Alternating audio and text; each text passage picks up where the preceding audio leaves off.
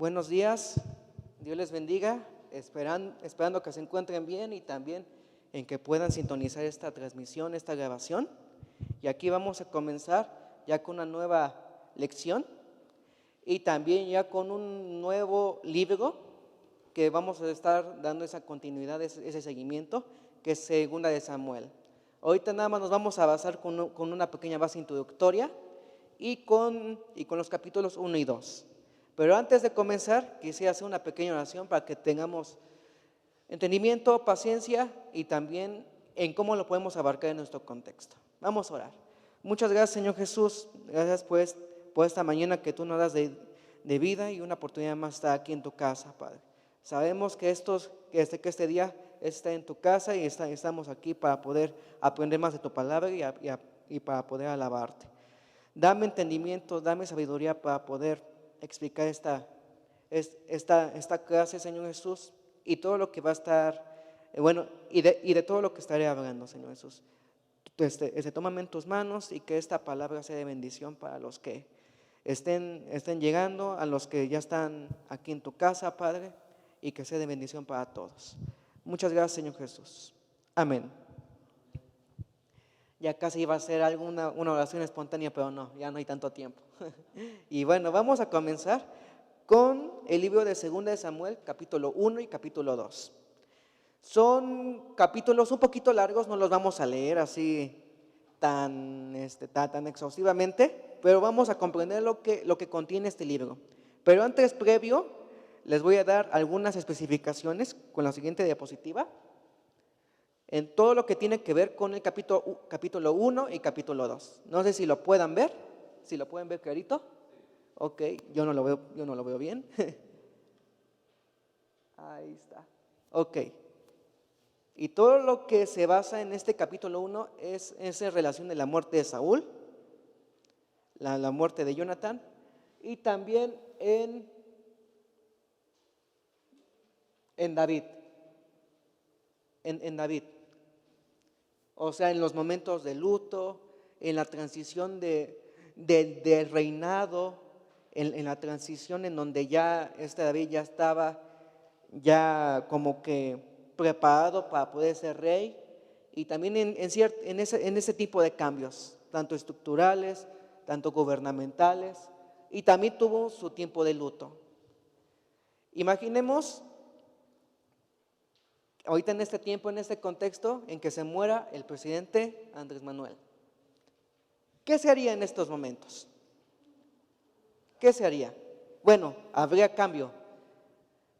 Y posiblemente dentro del área política puede haber una división de poderes, un golpe de Estado, una rebelión de los ciudadanos, o sea, pueden tomar el poder y entre otras cosas.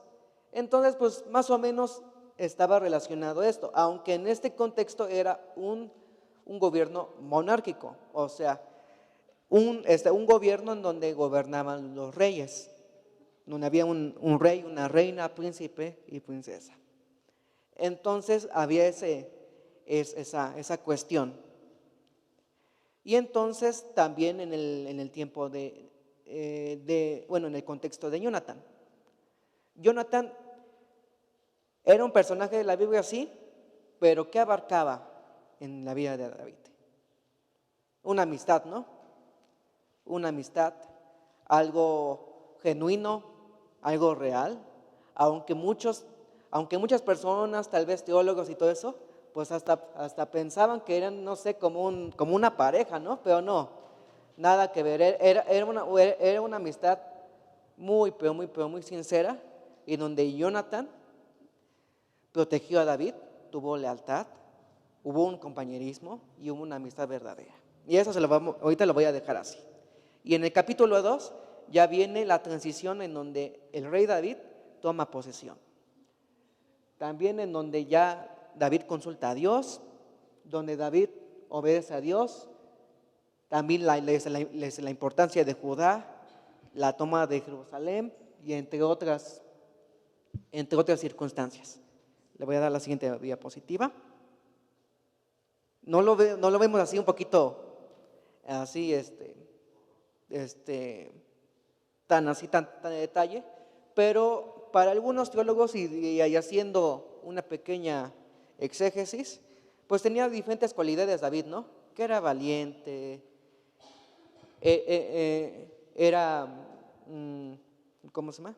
Tenía iniciativa, tenía fuerza, voluntad y entre otras cosas, y en donde tal vez en su contexto, pues lo veían como el menor, ¿no? De los hermanos. Bueno, era el menor de los hermanos, era el más chico, pero pues pero sus hermanos mayores no le tomaban así importancia. Pues, ¿qué me puede enseñar este pequeño, ¿no? O este mocoso, ¿no? Pero pues Dios tiene sus planes, ¿no? Dios tiene sus planes y Dios puede usar a quien le plazca. Y a quien tenga también esa voluntad para poder obedecer a Dios. Y entre esas circunstancias, David dentro de la palabra tiene mucha relevancia, tanto en lo que, desde su infancia, desde su formación y hasta cuando entró a su imperio, bueno, cuando entró a su gobierno. En el contexto del luto, ahorita lo vimos una pequeña fase introductoria, y aquí lo quiero basarme un poquito más en esto, en donde dice, el contexto del luto desde su circunstancia. ¿Qué es lo que hicieron ellos?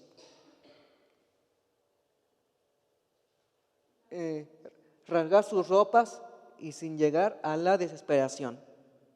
También otra parte es en llorar recordando, o sea, al personaje de Saúl y de Jonathan. Y también el lamento, pero sin renegar. Y también en ayunar por absorción. O sea, esas circunstancias, pues diríamos que era un luto normal, ¿no? Como si fuera una persona muy cercana a ellos, una persona que fue muy allegada a la gente. Y qué bueno, porque si hubiera sido otras circunstancias diferentes, hasta hubieran tomado el imperio, ¿no?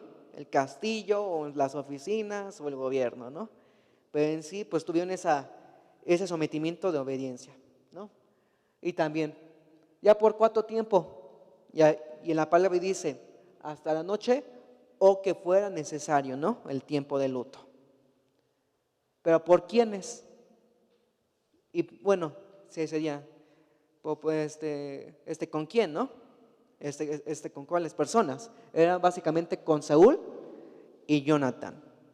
Y esto lo vemos en 2 Samuel capítulo 1 de los versículos 14 al 16 y también del capítulo 4 del 9 al 12. Y ya por último, el debido respeto y aprecio por los siervos de Dios que era Saúl y Jonathan. Y qué bueno que fue un luto así normal, porque si hubiera sido algo, no sé, algo desordenado, hubiera sido un caos, pero pues solo Dios tiene sus tiempos. La muerte de dos valientes. Esta imagen no es, ¿cómo se llama? No es Saúl y Jonathan, pero lo quise representar así, en donde eran guerreros valientes, estaban en un ambiente de gobierno, un ambiente de amistad, bueno, entre las circunstancias, ¿no? Imagínense a Saúl, en su mente a Saúl, en su lado izquierdo, David en medio y Jonathan a su derecha. O sea, el David era como intermediario, pero ellos tres tenían diferentes cosas en común, ¿no? O diferentes conceptos. Saúl y Jonathan también eran amados y recordados, lamentados profundamente e inseparables hasta el final. Hasta el final de sus días, hasta el final de su respiro, pues tuvieron esa cercanía ya con David.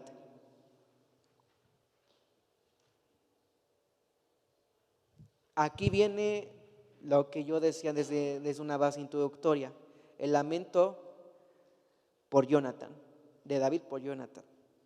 Era una amistad muy sincera, muy honesta, y yo diría que era una de las pocas amistades que vemos en la Biblia en donde había una palabra muy certera, que era lealtad. Si no hubiera tenido el altar Jonathan, ya hubieran matado a David. O como diríamos en el contexto mexicano, ya se lo hubieran echado, ya lo hubieran matado, asesinado. Pero por esa amistad, por esa lealtad, por ese compañerismo, esa convivencia que tenían, pues Jonathan dio por una parte de su vida por David, ¿no? Por esa amistad. Y aquí vemos en un versículo muy clave estas palabras que dijo David: angustia tengo por ti, hermano mío, Jonathan, que me fuiste muy querido. Más maravilloso fue para mí tu amor que el amor de las mujeres. Esto lo podemos ver en 2 de Samuel capítulo 1, versículo 26. Esta frase es otra versión, es la Nueva Traducción Viviente, me parece, o la de Dios habla hoy, me parece. ¿Alguna duda, mis hermanos? ¿Comentario?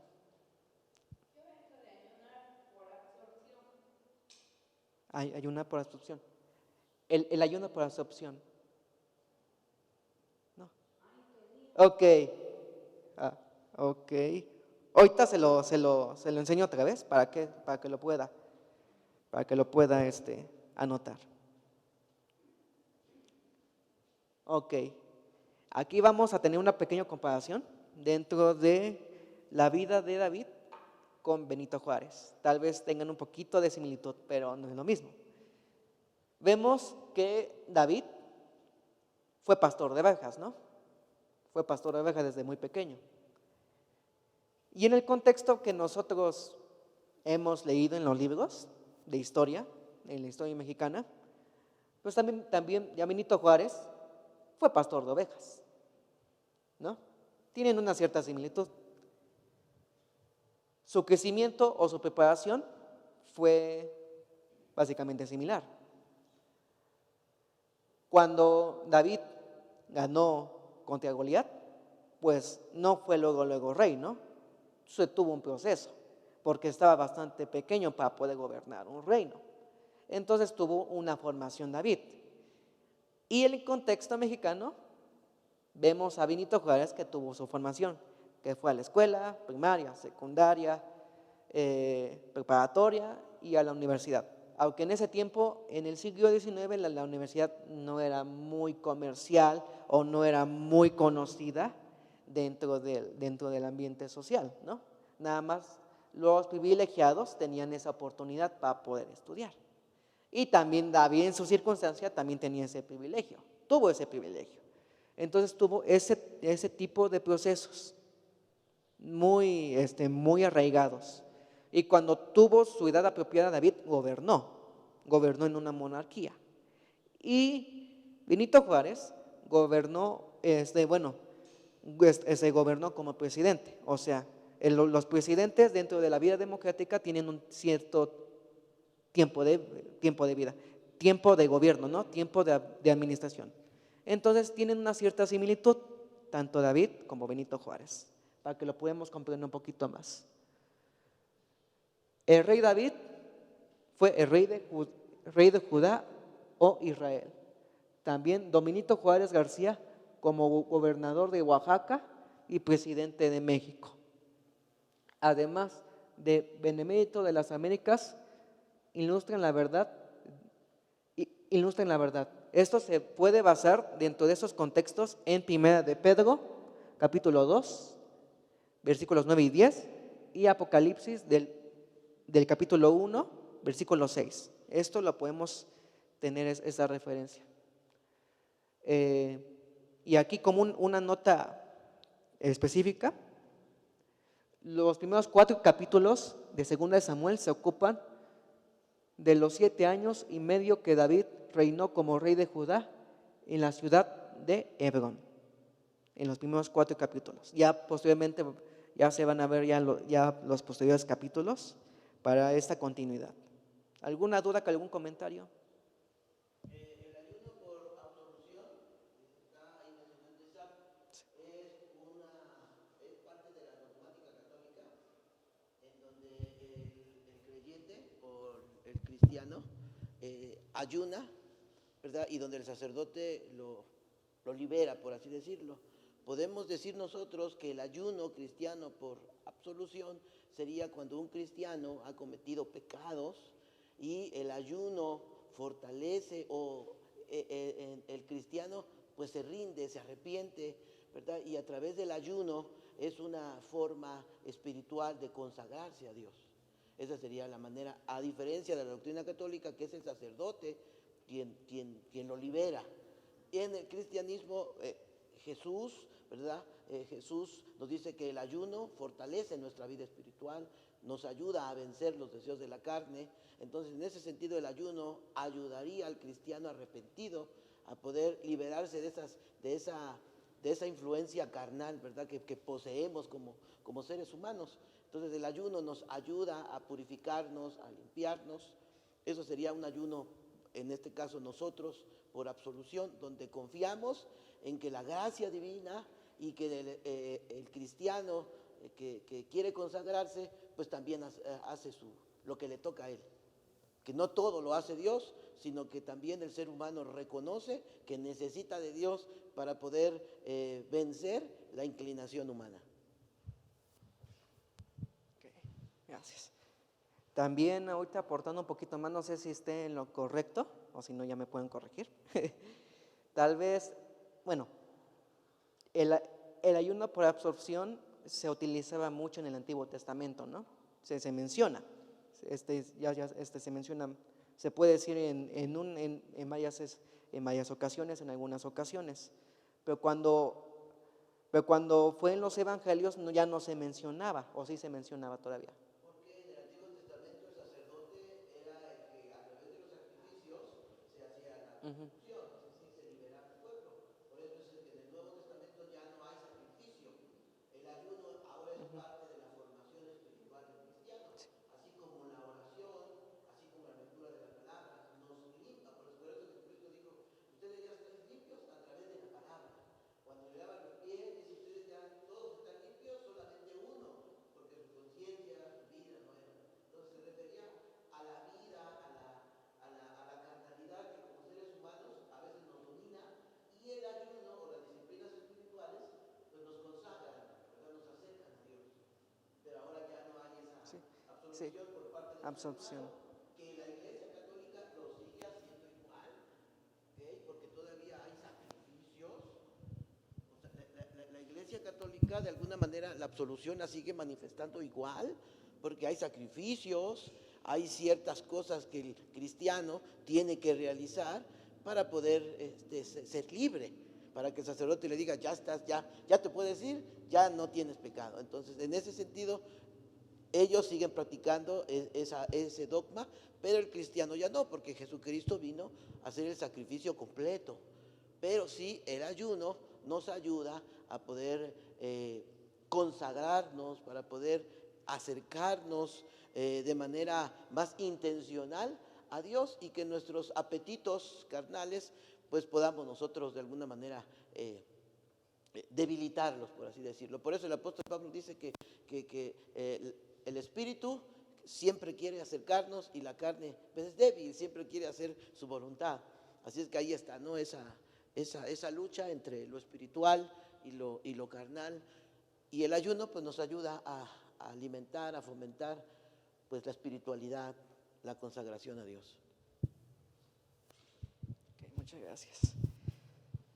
Y como siempre lo he comentado, Jesús fue un reformador. Jesús tuvo esos cambios tan radicales como lo que se vivía en el Antiguo Testamento. Hizo cambios cuando Jesús vino al mundo.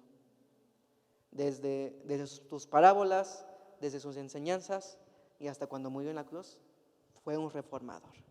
Fue una persona que revolucionó tanto en la palabra, tanto en lo social, en lo cultural, político y también en el mundo. A los que conocían y a los que no le conocían. ¿Amén? Vamos a continuar, ya casi acabamos esta parte de esta pequeña enseñanza. Ok, aquí vemos, y ahorita ya vamos en el segundo capítulo de Segunda de Samuel. Ahorita lo estamos hablando o explicando de una manera muy, pero muy breve, porque hay mucho que explicar, pero ahorita por el poco tiempo y todo eso, vamos a abarcarlo ya ya desde un nivel ya más sencillo. Y aquí en el 2 Samuel capítulo 2 mencionan dos temas, tanto en que David consultó a Dios en primer lugar y que había tres pecados. Pero ahorita vamos a ver el primero, en donde David consultó a Dios en primer lugar, antes de ser proclamado rey, también antes de derrotar a los filisteos, y también que él tomó la iniciativa de hacerlo él mismo y esperando que Dios esté haciendo la obra, ¿no? O esté haciendo la iniciativa. Esos son los pequeños aspectos. Otra vez se los voy a repetir. Consultó a Dios David en primer lugar desde su inicio o antes, cuando ya tomó posesión. Antes de ser proclamado rey, también antes de derrotar a los filisteos, y también tuvo la iniciativa de hacerlo por él mismo y esperando que sea hecho por él, o sea, por Dios. Amén. Esa sería la primera parte. Y la segunda parte habla acerca de tres pecados muy esenciales que vemos en el mundo, que tenemos en el mundo. Esto era ya en su contexto judío, era algo muy normal, era algo, pues diría, pues algo común, normal, lo cotidiano y todo eso. Pero aquí también Dios tuvo ese entendimiento, bueno, le dio ese entendimiento a David para poder hacer esos cambios culturales, ¿no? Y para que no hubiera tanto rollo en el sentido del pecado y todo eso con la gente. El primer pecado es acerca de la bigamia. La bigamia. Bigamia. Que se basa, que es el segundo matrimonio, aún estando casados. El segundo pecado es la poligamia, que se basa en casarse con varios individuos al mismo tiempo. Y el tercer pecado era el concubinato, que es la relación marital de dos personas que no están unidas en un vínculo matrimonial. Esos eran los tres pecados, diría, capitales de ese contexto, en donde había mucha abundancia y en donde pues ya la gente, pues se puede decir que era bastante liberal, pero pues era parte de su cultura, ¿no? Era parte de su vida, de su contexto, de su ambiente. Pero pues David hizo esa pequeña reforma para poder hacer esos cambios y también para que las personas ya podían ordenar su vida de manera correcta y basado en la palabra. ¿Alguna duda? ¿Algún comentario? La bigamia, poligamia y el concubinato.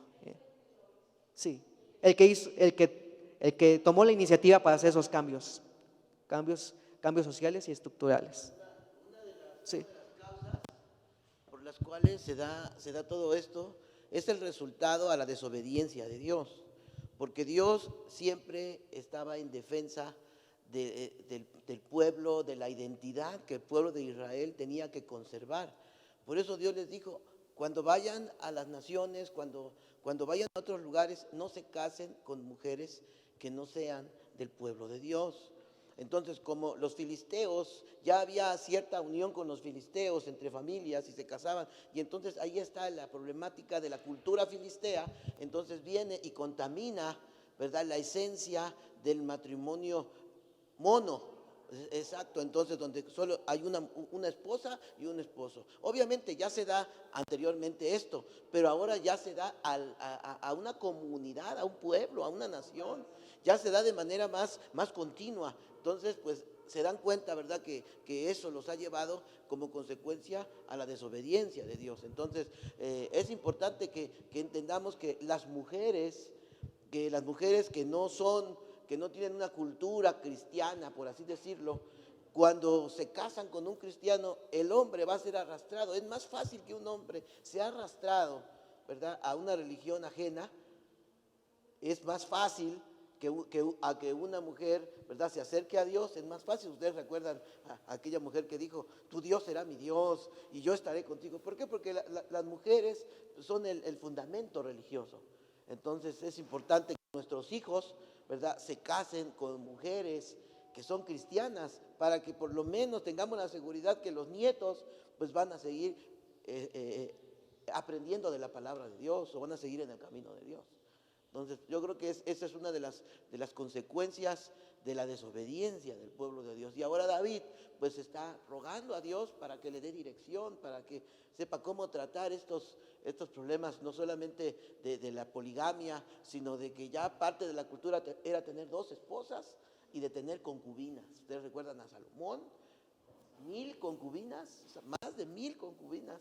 Entonces, solamente ocupaban a la mujer, ¿verdad?, para tener relaciones sexuales.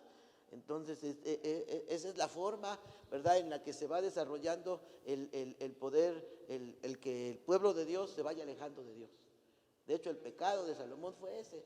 Las mujeres, ¿verdad?, como tal, las mujeres era él mismo, pero como parte de lo que la gente hacía en la cultura de esos tiempos, pues para él era, yo soy el rey. ¿Ok? Entonces, bueno, pues para que veamos, ¿verdad?, la consecuencia del pueblo cuando se aleja de Dios. Y también ahorita abarcando ya no es actualidad, pues lo vemos, ¿no? O sea, ya con las nuevas reformas que están haciendo el gobierno y todo eso, pues ya hay bueno, ya está volviendo la poligamia, el concubinato siempre ha existido, siempre.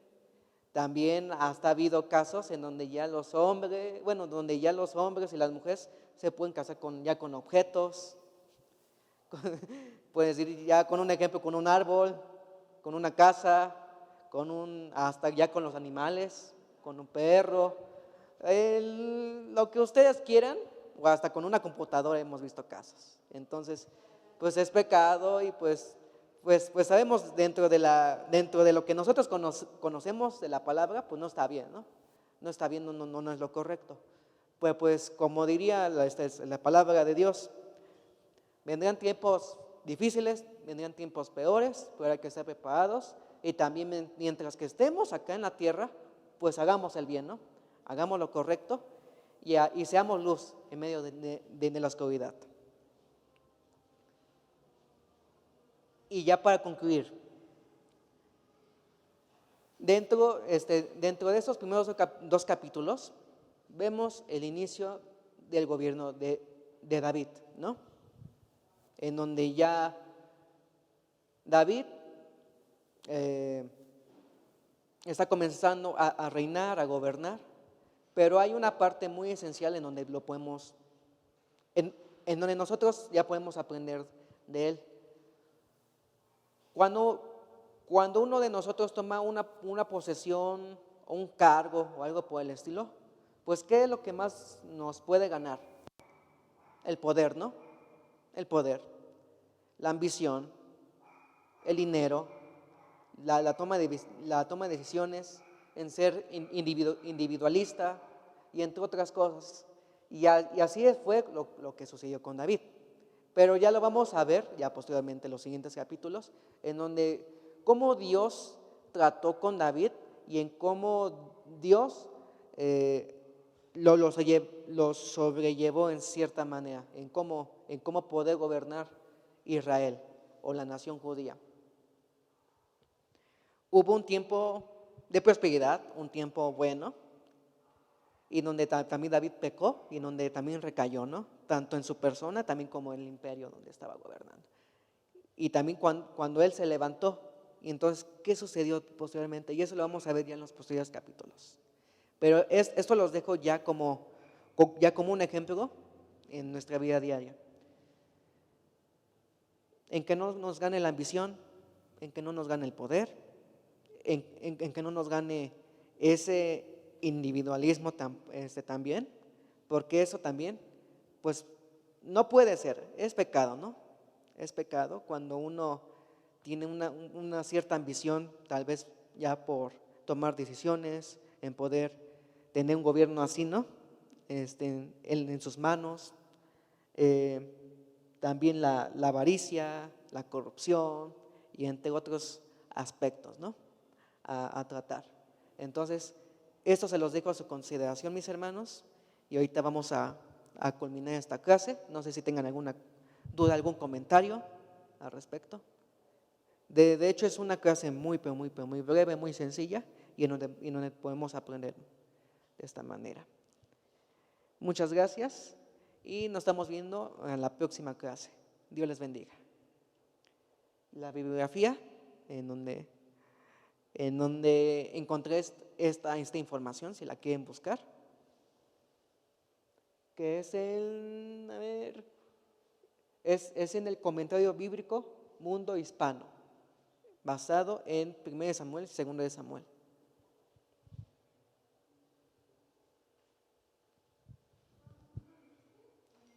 Comentario bíblico Mundo Hispano.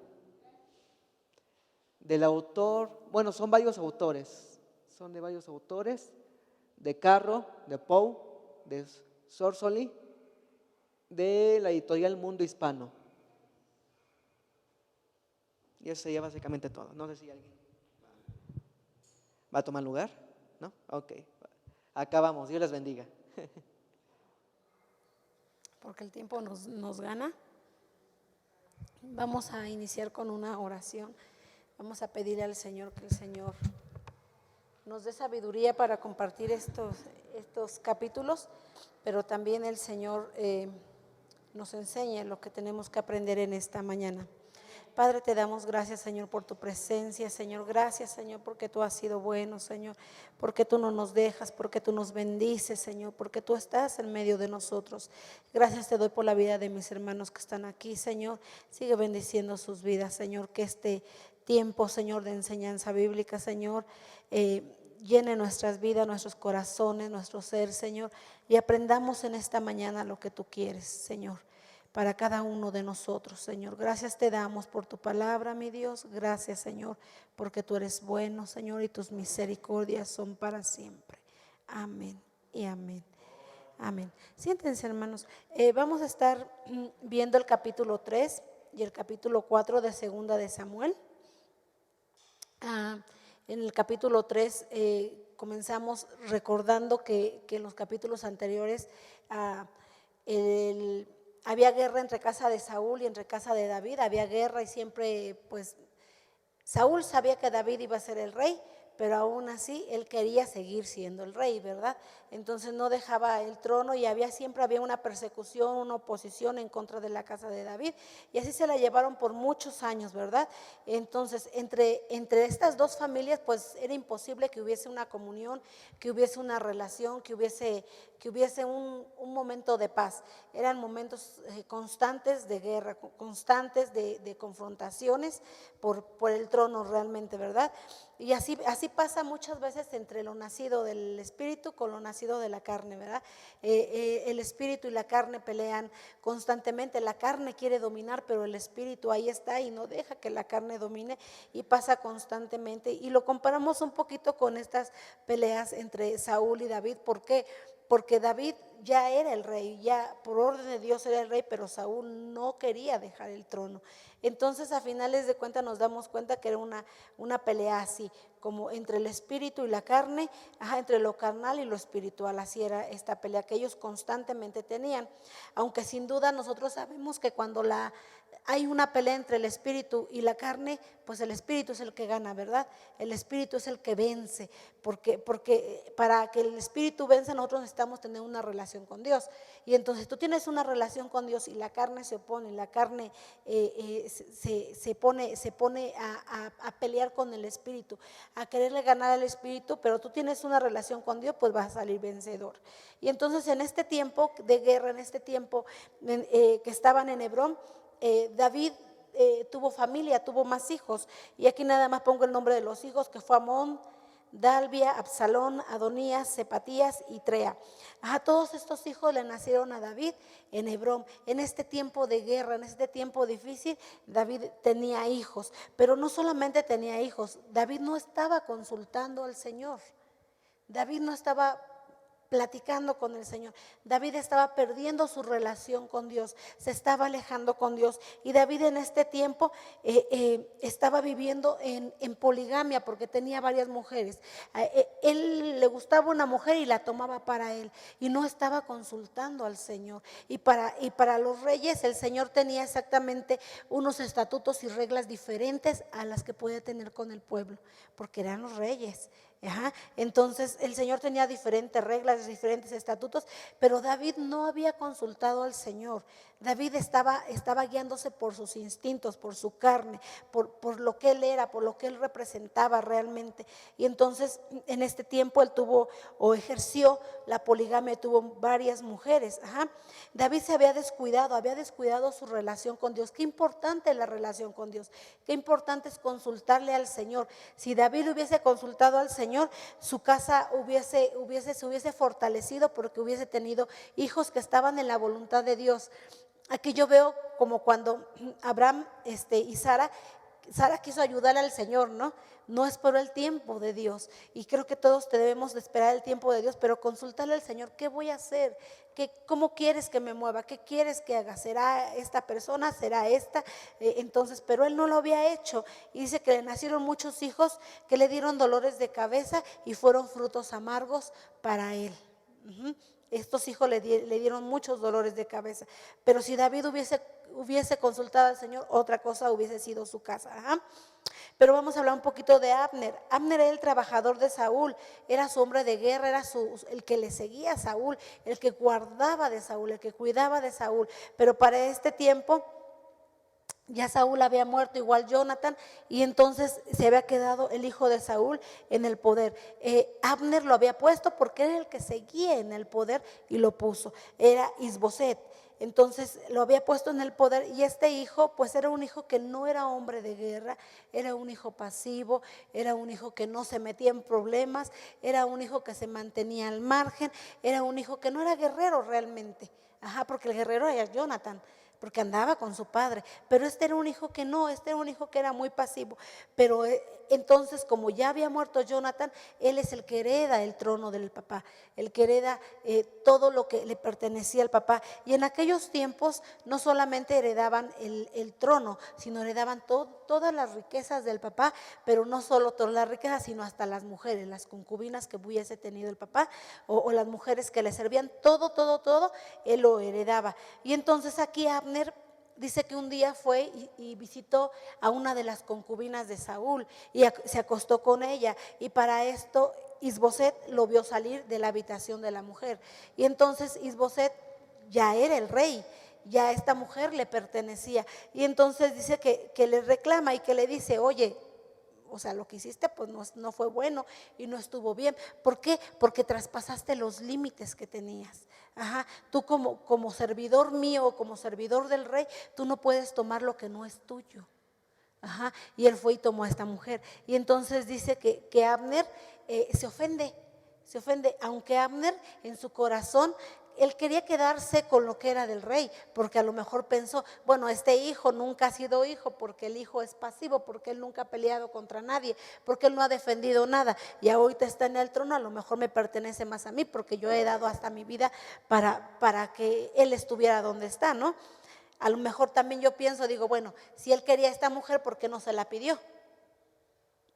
Ajá, pero las cosas las hizo mal. Él se sintió con derechos, él quiso quedarse con cosas que eran del rey de alguna forma, ¿no? Y entonces Isboset le reclama y él se ofende, como suele pasar, ¿no? Cuando hacemos un reclamo, la mayoría de nosotros nos ofendemos y decimos: ay, no, aunque sea real y aunque sea verdad, decimos: no, es que esto y es que esto, y nos justificamos, y de alguna forma muchas veces buscamos justificarnos y buscamos decir: no, es que no fueron así las cosas, ¿verdad? Pero nosotros siempre vemos las cosas de una forma y la gente que está afuera la ve de otra forma, ¿verdad?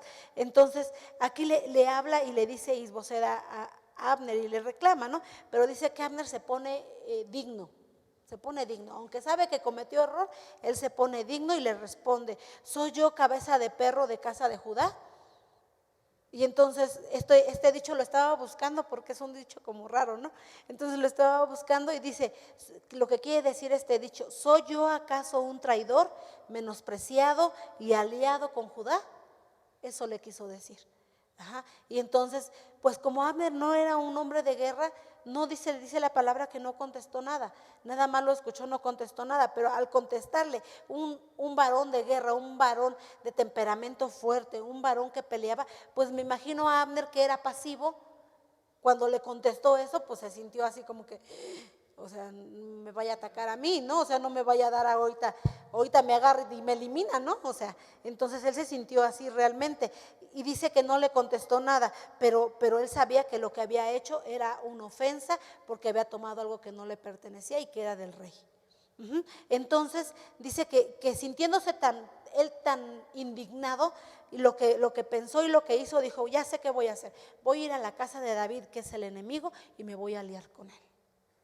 Y me voy a aliar con él, porque este Saúl, o el hijo de Saúl, Isboset, él no merece que yo me alíe con él. Él no merece que yo lo cuido, ¿sabes? Porque se sintió digno, se puso en su dignidad, aunque estaba en su error, se puso en su dignidad, y a finales de cuentas él estaba cumpliendo con lo que salió de su boca, estaba siendo un traidor. A finales de cuentas estaba siendo un traidor, porque se estaba yendo con David, iba a trabajar para David, y él era de la casa, el hombre de confianza de la casa del rey, que ya era Isboset, de la casa de Saúl, aparte de que era pariente de ellos. Ajá. Y entonces dice que manda a una persona y que le diga a David que quiere hablar con él, que quiere aliarse con él. Y entonces David aprovecha el tiempo y le dice: bueno, ok, vamos a hablar, te alías conmigo, nos aliamos, ¿y qué hacemos? Devuélveme a Mical, la que era mi esposa, la hija de Saúl. Ella era mi esposa, y ella era esposa de David, pero Saúl se la quitó porque dijo que David no podía ser de su familia, no podía ser de su linaje, y se la quitó y se la dio a otro hombre. Ella tenía casi 8 o 9 años viviendo con la otra persona, y entonces él les dice: quiero que me devuelvan a mi mujer. ¿Y qué pasa aquí? Nuevamente vemos un David que no está consultando al Señor. No consultó al Señor. No le dijo al Señor: ¿será que esta mujer es la que tú quieres para mí? Ya tenía muchas mujeres y estaba encaprichado todavía y quería a Mical. Entonces la pide, y como les decía, como Isboset no es de problemas, no es de peleas, Isboset se las dio. Mandó que se la quitaran al hombre con el que vivía y se la llevaran a David. ¿Y qué pasa? Dice ahí que el hombre la amaba, porque realmente la amaba, porque dice que fue detrás de ella como los niños, llorando detrás de ella que no se la quitaran. Y se la llevaron y se la entregaron a David. Ajá. Entonces vemos aquí un David que no estaba siendo entendido de lo que Dios quería de él, no estaba entendiendo, no estaba buscando al Señor. Y entonces dice la palabra que hizo un gran banquete y se alió con Abner. Recuerden que el Señor siempre les decía al pueblo: no hagas alianza con ellos, con estos tal vez, pero con ellos no hagas alianza, por esto, por esto, por esto. Y siempre les decía al pueblo. Y aquí vemos un David que no había consultado al Señor y había hecho una alianza con Abner. Ajá. Pero para esto David también tenía a Joab, que era su hombre de guerra, el que lo cuidaba, su guardaespaldas, así como Abner, ¿no? Y dice que este hombre tenía mucho tiempo trabajando para David, pero no nada más era un empleado, sino que era parte de su familia. Y entonces dice que Joab era servidor de David. ¿Y qué hace este Joab? Ve que Abner llega ahí con David y sabe que puede ocupar su lugar, y entonces dice que lo mata. Lo mata. Porque me imagino igual: nadie puede ocupar mi lugar, ¿no? Yo tengo un lugar que me he ganado a pulso por mucho tiempo y nadie lo puede ocupar. Entonces dice que lo mata, que va él con su hermano Abisaí y lo matan. ¿Por qué? Dicen ellos, o se justifican ellos, porque Abner había matado a su hermano en una guerra que tuvieron en Gabaón, y lo había matado a Asael, y entonces ellos van y matan a Abner. Ajá. Y David se lamenta por esta situación. De alguna forma tuvo culpa David y se lamenta, y dice que se pone en un tiempo de duelo, que no come, para que el pueblo viera que él se lamentaba lo que había pasado y que no era su culpa. Era una forma de lavarse sus manos, ¿no? Porque a finales de cuentas se había aliado con el que había sido su enemigo por mucho tiempo y le había matado a muchos hombres, pero él se alió con él con tal de que le regresaran a la mujer que él había tenido por esposa. Ajá. Y entonces Joab era pariente, les decía, de David, pero Joab, el carácter de Joab, yo decía, bueno, ¿por qué lo mató? O sea, su lugar ahí iba a estar porque siempre había sido su hombre de confianza. Yo pensaba, ¿por qué? Y empecé a investigar un poquito del carácter de Joab. Y el carácter de Joab era así. Él dice que era estatuto, sanguinario, cruel. Él tomaba iniciativa, él no consultaba. Él hacía lo que creía que estaba bien y lo hacía. Y David le permitía hacer lo que él quería hacer. Ajá. Y entonces este hombre pues jamás consultaba a Dios, pues mucho menos a David. Ajá. Y él hacía todo eso. Era un hombre bastante sanguinario. Y en el capítulo 4 dice, o continúa la historia de Isboset, el hijo de Saúl, dice, cuando murió Abner, Isboset se sintió amenazado porque sabía que Abner iba a cuidar de él, por eso lo mató, iba a cuidar de David, por eso lo mató. Entonces vemos a un Joab que se sentía muy amenazado, que era inseguro, a pesar de que era una persona astuta, y era una persona fuerte, un guerrero, se sentía amenazado por Abner. Ajá. Y entonces dice que Saúl lo deja así, David, lo deja así, ya había matado a Abner, lo deja así y sin problema, ¿no? Y entonces vemos aquí a un David que no estaba interesado tampoco en el trono, porque vemos a un Isboset que al matarle a Abner ya no tiene quien lo proteja. Está desamparado, está solo, está prácticamente en las manos de David. Ajá, está temeroso porque él no es hombre de guerra, él no se iba a poder defender contra David. Ajá, y entonces porque ya no tenía a Abner, ya era el que lo iba a defender o que lo defendía. Y entonces vemos a un David que no le interesaba el trono. No le interesaba el trono porque ni siquiera fue a hablar, ni siquiera fue a pelear el trono, no hizo nada. Ajá, vemos a un David que no estaba haciendo un David que tenía comunión con Dios, o que tuviera una comunión con Dios, o que tuviera una relación con Dios. No la tenía. Ajá, y no le interesaba el trono porque no fue a reclamarlo. Así dejó a Isboset. Ajá, y Isboset estaba temeroso porque sabía que si David se levantaba contra él, lo iba a derrotar, y no solamente derrotar, lo iba a matar, ¿verdad? Él sabía que eso iba a pasar. Ajá. También en este capítulo nos habla de que en ese tiempo que murió Saúl y Jonathan, dice que llegó a los oídos en el poblado de Jezreel, llegó a los oídos de la gente que había muerto Saúl y había muerto Jonathan. Ajá. Y entonces ya no había rey y no había sustituto del rey tampoco, ¿verdad? Entonces dice que la nana del hijo de Jonathan agarró a Mefiboset. Dice que lo agarró, que el niño era de 5 años, que sintió tanto miedo y tanta amenaza porque sabía que el niño podía llegar a ser el rey, porque era hijo de Jonathan. Entonces dice que se sintió tan amenazada ella que agarró al niño y salió corriendo con el niño. Y la historia la sabemos, que iba corriendo con el niño, tropezó, cayó y el niño cayó y el niño quedó mal de sus piernas. Ajá. Algunos escritores dicen que quedó cojo de sus 2 pies, otros dicen que quedó paralítico, se rompió la cadera y desde ahí quedó paralítico. Y el niño, ¿qué pasó con este niño? Dice que la nana lo fue y lo escondió, pues no lo llevó ni a un doctor, un huesero, alguien que le acomodara la cadera al niño, no lo llevó a ningún lado, y se lo llevó hacia el niño lisiado y se lo llevó a un lugar que se llama Lodebar, y ahí lo escondió por muchos años. Ajá.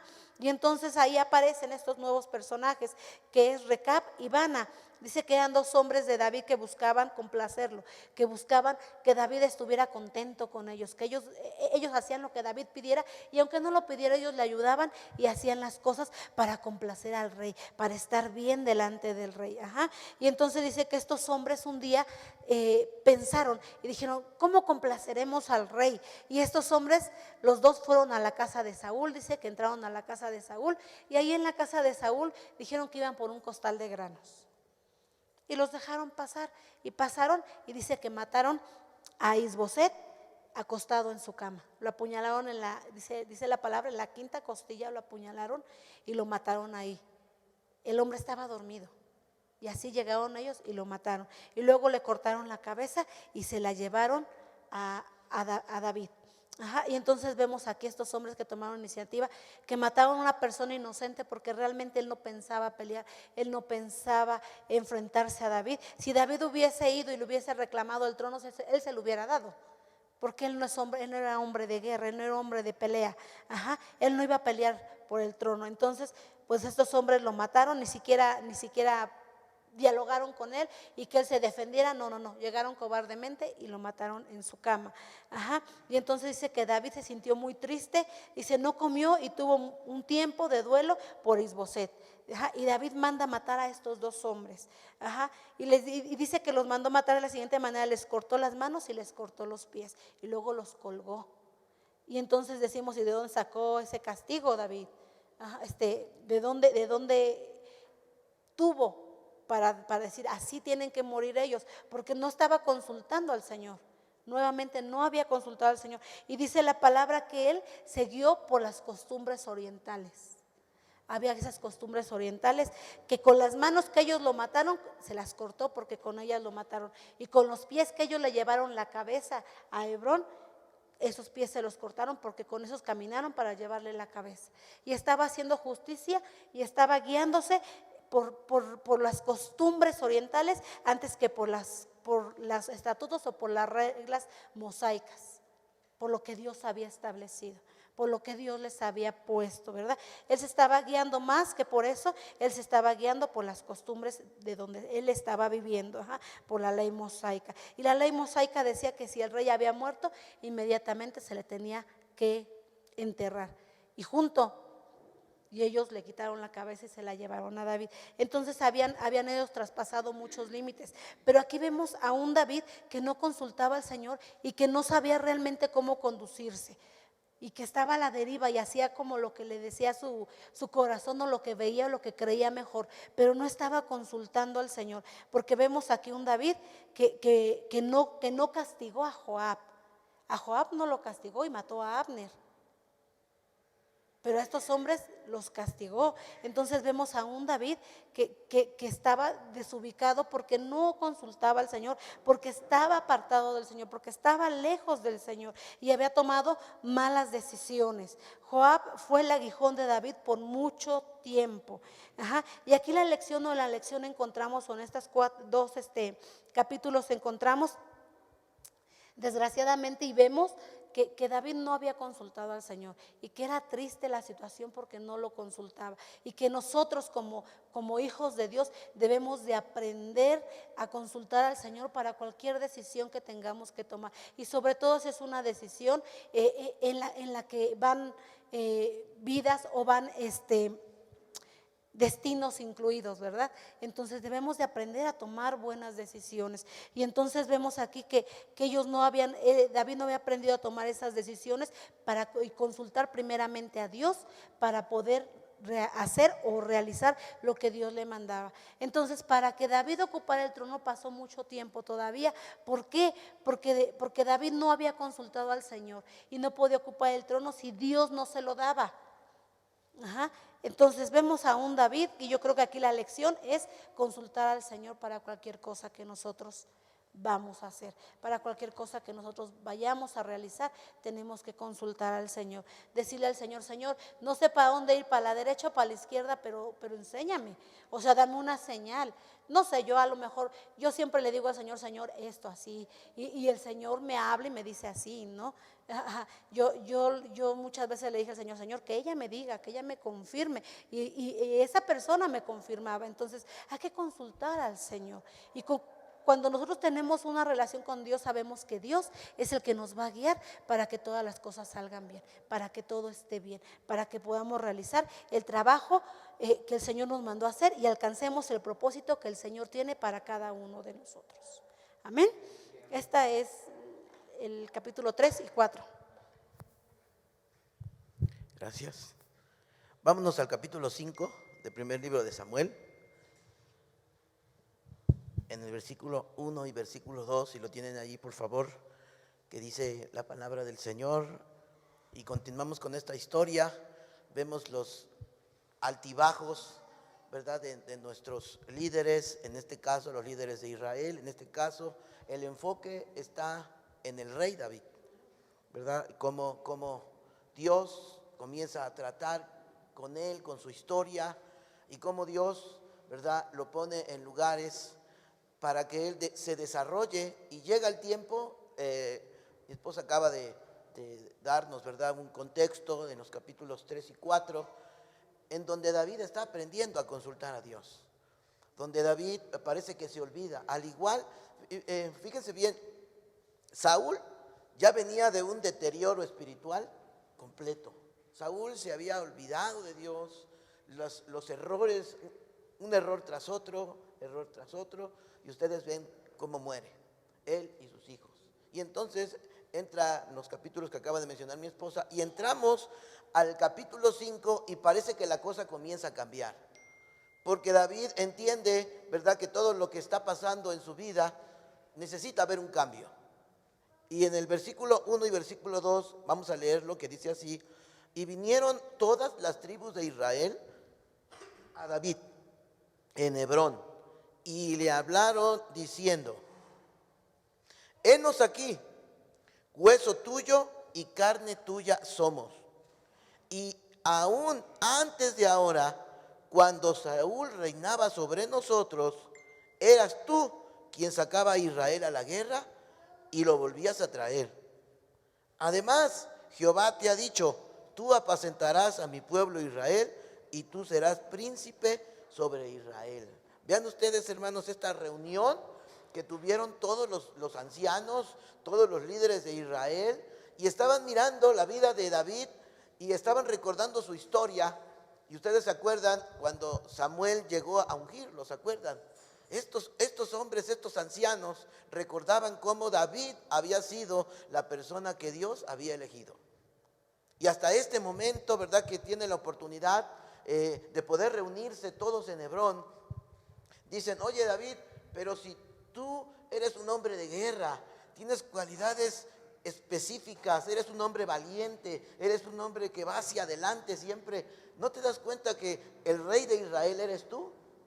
¿No te das cuenta, no te acuerdas cuando tú eras un niño que Samuel vino a tu casa y te ungió como rey de Israel?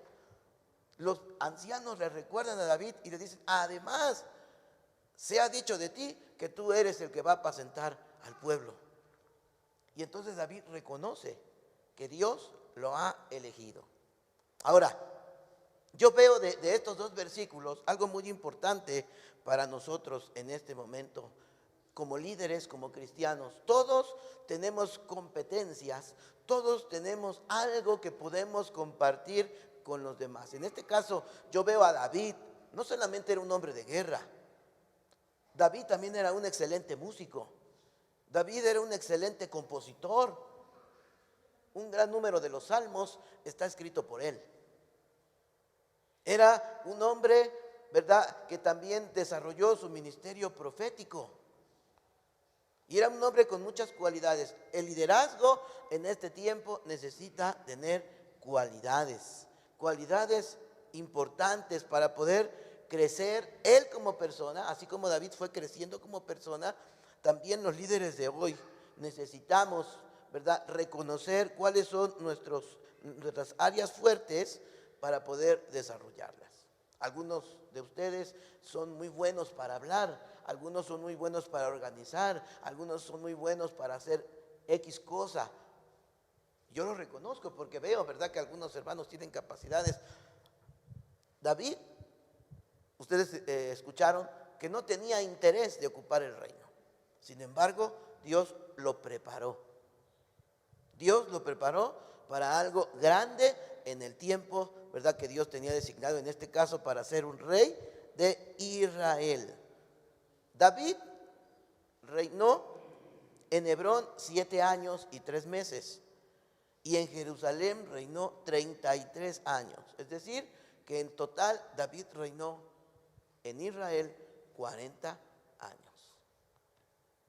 Es para que ustedes tomen nota de eso. Entonces, Dios quiere usar nuestras capacidades, nuestras competencias, pero un lado importante, los ancianos también vieron algo importante y le dijeron a David: siempre que tú sales a batalla, siempre llegas victorioso, porque Dios está contigo. Vean ustedes, por un lado, veían la capacidad que tenía, pero por el otro veían el lado espiritual. ¿De qué nos serviría ser competentes si Dios no está con nosotros? ¿De qué nos serviría tener una iglesia llena si la presencia de Dios no está con nosotros? El enfoque no es llenar la iglesia, el enfoque es la presencia de Dios. Entonces, eso es lo que debemos anhelar como líderes, en el caso de los varones, en el caso de las mujeres, jóvenes, buscar la presencia de Dios, pero también ocupar las grandes capacidades con las cuales Dios nos ha bendecido. ¿Cómo ven, hermanos? ¿Qué piensan? Necesitamos desarrollar esas capacidades. Qué bueno que puedas llegar a ser un licenciado, puedas estudiar una maestría, puedas estudiar un doctorado. Eso es excelente. Pero sin Dios no vas a compartir nada de todo eso. Lo vas a explotar para ganancia propia. Pero cuando el Espíritu Santo está contigo, esa capacidad, esa preparación que Dios te ha dado, la vas a compartir con los demás. Porque eso es lo que hizo David. Todo lo que Dios lo había capacitado, ese hombre de guerra que él era, hermano, no solamente lo bendijo a él, sino bendijo a todo el pueblo. Porque los ancianos le dijeron, tú vas a apacentar al pueblo de Israel. Además, David también nos enseña que la presencia de Dios tiene que ver con la adoración. La adoración, hermano, es parte o es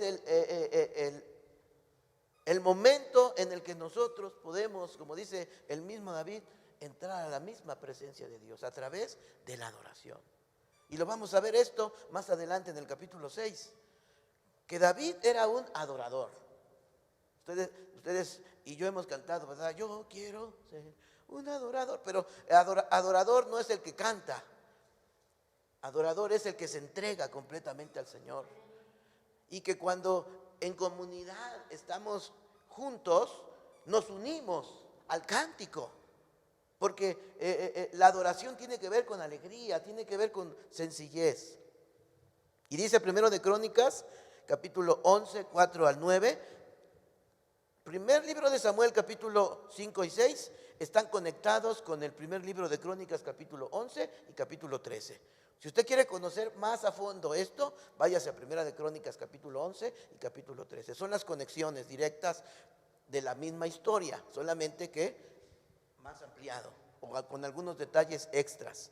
Bien, segundo de Crónicas, capítulo 11, del 4 al 9. ¿No está ahí en la presentación? Ahí está. Más que no se alcanza a ver bien, ¿verdad? Pero bueno, aquí lo tengo yo. Y dice el texto bíblico que lo pusieron, ¿verdad?, los ancianos, y David aceptó tomar el reino, y entonces su fama se extendía. La fama de David se extendía en todos los lugares, porque Dios había puesto a David como rey.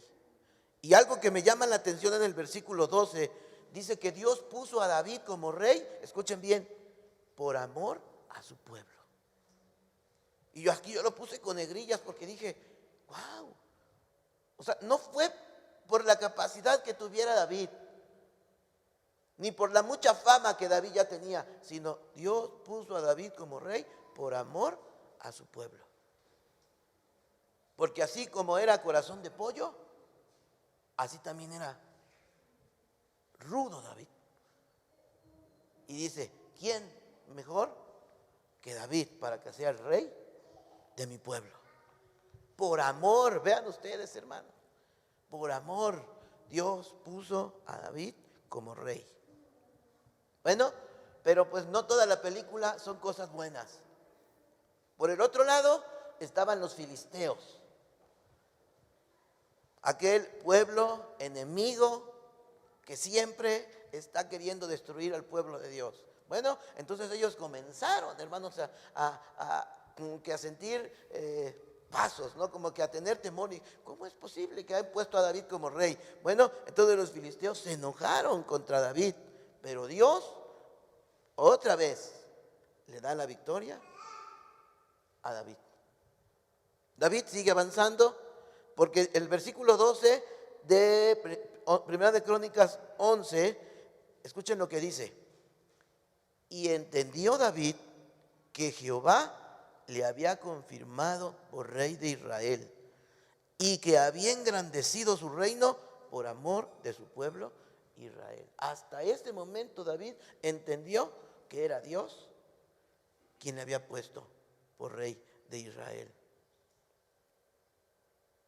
¿Algún comentario, hermanos? ¿Algún comentario? ¿No? Vamos al capítulo 6 entonces. El capítulo 6 del primer libro de Samuel. Ahí encontramos a David reflexionando sobre la situación espiritual del pueblo. Es la primera decisión que David toma, una decisión importante. Está mirando hacia atrás y ve que Saúl deterioró la relación cúltica al Dios vivo. Y entonces David propone en su corazón restaurar la espiritualidad del pueblo. Primera de Crónicas, capítulo 13, es la conexión de este pasaje. Y si se alcanza a ver ahí lo que escribí, dice, desde el tiempo de Saúl se había descuidado el culto a Dios. Y entonces lo que hace David es traer a todos los sacerdotes, a todos los levitas, y les dice, vénganse todos, vámonos a la ciudad de Sión, vamos a regresar a la ciudad de David. Y vamos a celebrar una fiesta porque vamos a traer el arca a mi casa. Entonces vean ustedes la intención de David, restaurar la vida espiritual del pueblo, la vida cúltica de adoración a Dios. Primer libro de Crónicas, capítulo 13, versículo 2 al 4. Tengan ahí su Biblia, por favor. Y dice el texto bíblico, Primera de Crónicas 13, 2 al 4. Y dijo David a toda la asamblea de Israel, si os parece bien y si es la voluntad de Jehová, nuestro Dios, enviaremos a todas partes por nuestros hermanos que han quedado en todas las tierras de Israel. Y vamos a ir por los sacerdotes y levitas que están con ellos en sus ciudades y ejidos, para que se reúnan con nosotros. Y traigamos el arca de nuestro Dios a nosotros, porque desde el tiempo de Saúl no hemos hecho caso de ella. Vean ustedes, hermano, cuántos años, cuánto tiempo había pasado y no se acordaban del arca del pacto. La presencia de Dios en medio de su pueblo estaba abandonada. Y versículo 4, y dijo toda la asamblea que se hiciese así, porque la cosa parecía bien a todo el pueblo. Vea usted, hermanos, ahora David, un estratega militar, ahora se convierte en un gran líder. No toma las decisiones solo, sino que comienza a llamar a gente, ¿verdad? Gente anciana, casas paternas, y comienzan a tomar decisiones juntos. Una política muy buena, porque las decisiones no las toma él, sino las toma en conjunto. Muy bien, entonces nos narra la historia que se van por el arca, y mientras trasladan el arca, dos jóvenes, ¿verdad?, que van caminando con el arca, uno adelante y uno de lado, así dice el texto bíblico, y que de repente, ¿verdad?, en una curvita o en un momento, ¿verdad?, que no había un nivel bueno, como que el arca quería como que moverse y caerse, y entonces Usa trata de ayudar al arca y le empuja y muere. Vean ustedes, ¿tenía buena intención David en traer el arca a la casa de David? Claro que sí tenía buena intención. Pero ¿qué fue lo que hizo mal?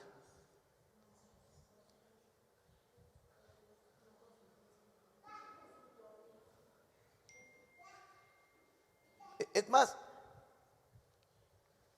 cuando muere Usa, el lugar donde muere Usa, le llaman Pérez Usa. Y dice el texto, y ese nombre lo tiene hasta hoy. ¿Qué significa Pérez Usa? Ya ves, los que somos Pérez. ¿Sí? Eso significa el quebrantamiento de Usa. O sea, eso es un recuerdo en la historia, es una marca. Porque a aquel lugar se le llamó Pérez Usa. Quebrantamiento de Usa. Ahí está, ¿no? Pérez Usa.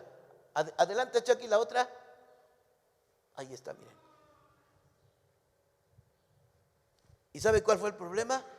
De que David tenía una buena intención, pero no lo hizo conforme a las reglas que tenían los sacerdotes y levitas. Nadie podía cargar ni tocar el arca, solamente los sacerdotes y los levitas. Ellos eran los únicos.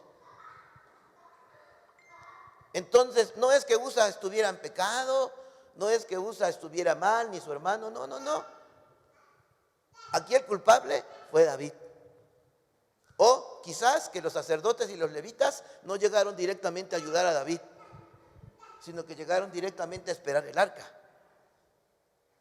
Cualquiera de las dos cosas, pero aquí lo que pasó con Usa fue que David no puso a las personas indicadas. ¿Cómo ven, hermanos, esto?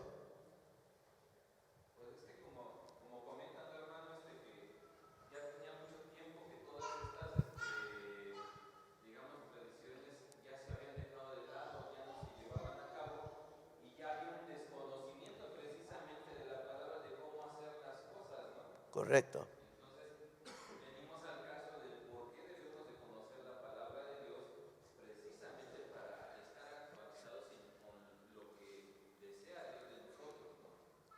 Correcto, correcto. Gracias, hermano. ¿Algún otro comentario? Por eso es importante, hermano, conocer la palabra. ¿Cuál es la forma? ¿Verdad? Y no envanecernos. No, las cosas se hacen como yo pienso. Entonces aquí vemos, ¿verdad?, el error que cometieron de poner a Usa y a su hermano. Y pues ya vieron ustedes que el lugar, hasta el día que se escribe el texto bíblico, dicen, hasta este día nos acordamos del quebrantamiento de Usa. Y entonces dice el texto que David tuvo temor y entonces llevan el arca a la casa de Obed-Edom, Geteo. Y dice el texto bíblico que allí en esa casa estuvo el arca del pacto 3 meses. 3 meses estuvo allí. Y dice el texto bíblico que Dios bendijo a Obed-Edom en grande manera. Vean ustedes, hermanos, solamente por tener, imagínense a este hombre, Obed-Edom, ¿de dónde salió? ¿Cómo es que salió? Pero el asunto es que Dios bendijo esa casa. Hermanos, ¿cuál es la enseñanza? Hermanos, vean ustedes lo importante que es tener la presencia de Dios en las casas. Cuando Dios está presente en tu casa, hay bendición, hermano. Cuando tú pones música cristiana en tu casa hay bendición. Cuando tú lees la Biblia hay bendición. Cuando tú cantas al Señor en tu casa hay bendición.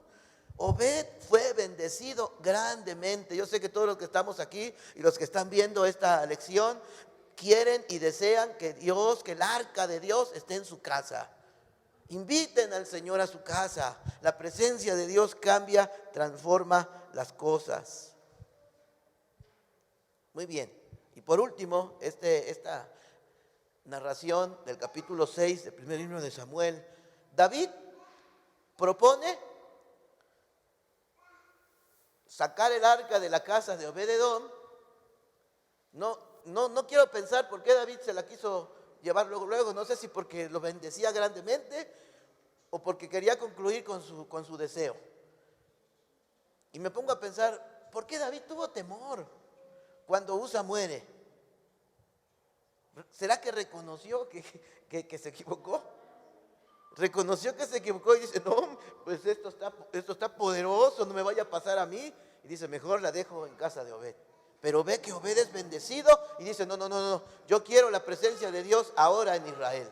Y dice el texto bíblico que David propone y entonces hace una fiesta en grande, hermanos. Llama a los sacerdotes, llama a los cantores, llama a los trompetistas, llama a todo mundo para hacer fiesta porque el arca del pacto va a estar en casa. Hermano, y dice que el capítulo 6, versículo 15, dice que David viene con júbilo y con sonido de trompeta. El sonido de trompeta, hermano, la trompeta se ocupaba para convocar. Imagínense usted a toda la gente que venía con David con trompetas. Le estaba diciendo, vengan todos, porque esto es una celebración poderosa. El arca, la presencia de Dios está entre nosotros. Y hermano, todo el pueblo venía para juntarse. Y dice, y así David y toda la casa de Israel conducían el arca de Jehová con júbilo y con sonido de trompeta. Cuando el arca llega a la tienda que David había preparado en Jerusalén, dice el texto bíblico que entregó ofrendas, sacrificó holocaustos y ofrendas de paz. Y fíjense, me llama la atención esto, que David no solamente ocupó su lugar como rey, sino también como un sacerdote, porque dice, y bendijo al pueblo. Casi un pastor, David.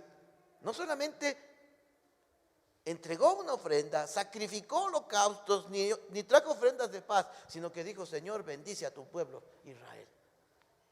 Imagínense, hermano, qué bendición, qué alegría tan grande. Y dice el texto bíblico que después de esto, todos salieron a casa, pero antes de salir a casa, David les dio de comer a todos. Un día muy especial, de celebración. Y entonces, si usted lee en su casa este pasaje bíblico, a mí me conmueve. Bendice al pueblo, les da de comer y los manda a casa. Y después dice, y David quiere llegar a la casa de él. Y dice que él quiere llegar a su casa para bendecirla. Quiero que tome nota en esto. El deseo de David, Mish, era terminar esta fiesta y después llegar a casa y bendecir su casa por la alegría que él tenía. Y miren, hermanos, con qué sorpresa se encuentra. Vean ustedes, hermanos, yo no sé si a alguno de ustedes le ha pasado que de repente ustedes están llenos de alegría en un culto, Dios les habla, Dios los bendice y llegan a casa y ya sea el esposo o la esposa, están con la cara larga. Y viene el problema. Yo no sé cuántos les ha pasado, pero bueno, a David le pasó. Él venía contento, es más, estaba danzando, dice el texto bíblico, que estaba el arca y comenzó a danzar vestido de lino, así conjuntamente con los sacerdotes y levitas, vestidos de lino. Y entonces dice Mical, es lo que dice Mical, yo no sé, porque Mical lo dijo. Y dice, ¿cómo se te ocurre, David?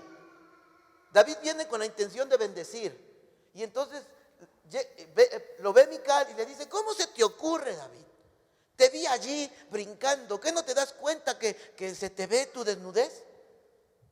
¡Qué ridículo has hecho! Y entonces dice el texto bíblico que Mical despreció, menospreció a David. Y el texto no dice la reacción de David, pero sí dice cómo Dios en la escritura dice, y Mical quedó estéril. Vean ustedes, hermanos, ¿cuál es la enseñanza? Tengamos cuidado en juzgar a la gente. Porque tú no conoces lo que hay en el corazón de la persona. Tenga cuidado cuando usted vea a un hermano que se está gozando y está haciendo cosas que a lo mejor a usted no le gustan, pero a lo mejor él en su intimidad con Dios está haciéndolo en adoración a Dios. Porque David danzaba, dice el texto que danzaba, y todos estaban ahí danzando y alegres. Pero Mical no lo vio bien. Y dijo, oye, ¿pero qué no te das cuenta que tú eres el rey? Tú eres lo máximo aquí en Israel. ¿Cómo te pones a hacer eso ahí y el pueblo te está mirando? Pero David lo hizo, dice, con todo su corazón para Jehová. Entonces tengamos cuidado, hermano. Y escribí aquí, tengamos cuidado de lo que decimos cuando un hermano es entregado a Dios. Mical menospreció a David.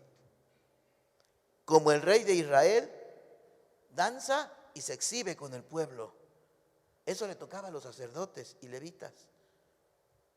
Pero sin embargo, David era un rey, pero era un rey que conocía al pueblo. Era un rey que conocía a Dios. Era un rey que sabía adorar a Dios.